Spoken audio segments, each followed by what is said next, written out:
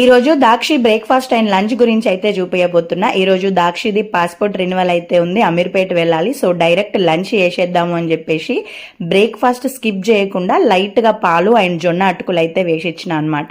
హ్యాపీగా బ్రేక్ఫాస్ట్ కింద అవైతే తినేసినాడు. ఎర్లీ లంచ్ అయితే ప్లాన్ చేసుకున్నాం కాబట్టి నేను బొబ్బరికాయ టమాటో పచ్చి పులుసు అయితే చేసేసిన. సో లంచ్ కూడా హ్యాపీగా తినేసి ఇంకా బయలుదేరిపోయినాం అనమాట. సో మధ్యలో ఒకవేళ లేట్ అయితే ఆకలి కాకుండా ఉండడానికి కొన్ని ఫ్రూట్స్ పెట్టుకున్నాను, వాటర్ పెట్టుకున్నాను. పిల్లలతోటి బయటికి వెళ్ళేటప్పుడు ఖచ్చితంగా వాళ్ళని కంఫర్టబుల్గా ఉంచాలన్నట్టు ఫుడ్ విషయంలో కానీ నిద్ర విషయంలో కానీ ప్రాపర్గా ఉంటే వాళ్ళు క్రాంకీ అవ్వకుండా ఉంటారు.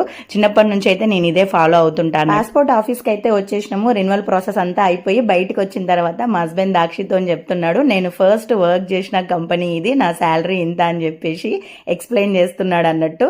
పిల్లలకి ఇవి కూడా చెప్తుండాలి అప్పుడప్పుడు. ఇంకా పక్కనే ఉన్న మాల్కి వెళ్ళి దాక్షి బర్త్డే షాపింగ్ చేసేసి ఇంటికి అయితే వచ్చేసినాము.